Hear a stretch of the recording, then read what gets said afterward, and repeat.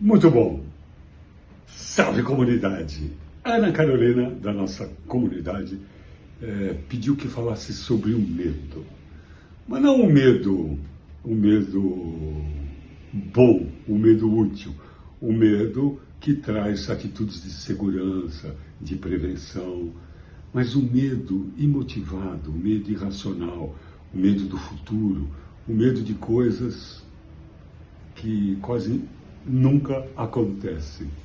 A não ser que a pessoa tenha muito medo durante muito tempo, aí ela chama.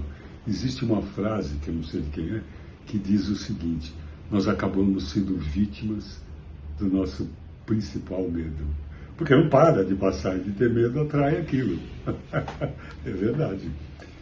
Mas, se a gente pensar um pouco mais, o medo, de uma maneira geral, mais ampla, ele quase sempre é oriundo de uma insegurança, que não tem nada a ver com o momento presente, que tem a ver com uma raiz, às vezes, lá plantada, uma semente plantada lá atrás, por um objeto, por um fato que aconteceu e que deu muito medo, em tenra idade, por exemplo.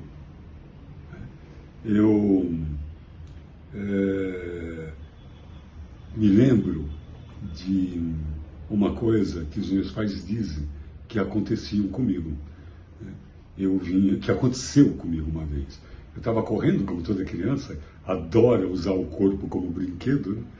E aí eu estava correndo, e aí tinha uma calçada e tinha uma sombra na calçada. Num determinado momento, tinha uma linha que dali para frente era sombra, provavelmente por conta de uma casa, um prédio, alguma coisa que tinha. E conta os meus pais que eu vim correndo. Quando chegou a sombra, eu brequei. Coloquei o pé para ver se era seguro pisar naquele lugar mais escuro. Continuei correndo. Uma atitude de uma criança. Então, nós temos medo do desconhecido, né? Tudo aquilo que a gente não conhece, existe medo. E esse medo, ele é prudente.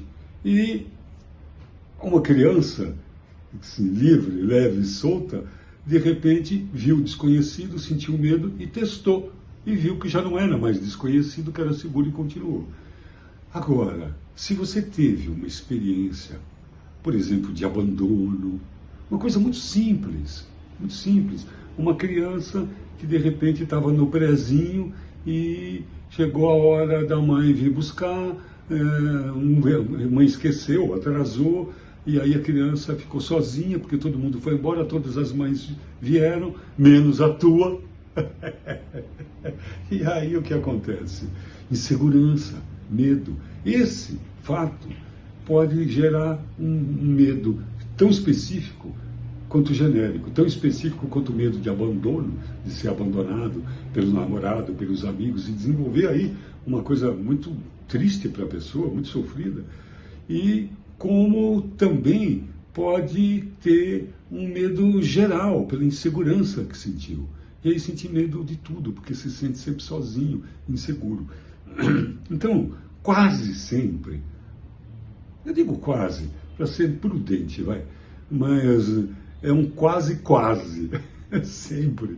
Existe um fato que gerou uma situação de um medo, e se esse fato for lembrado, recordado, ele pode ser dissolvido ali. Mas se ele não for, nem sempre é possível, é necessário trabalhar e contextualizar e vencer esse medo, porque na grande maioria das vezes ele é bem pior do que aquilo que se teme. O julgamento daquilo que se teme é bem mais cruel do que o fato em si daquilo que se teme. Aliás, isso é bem estoico. Quem já disse isso foi Epiteto. É isso aí. Muito bom!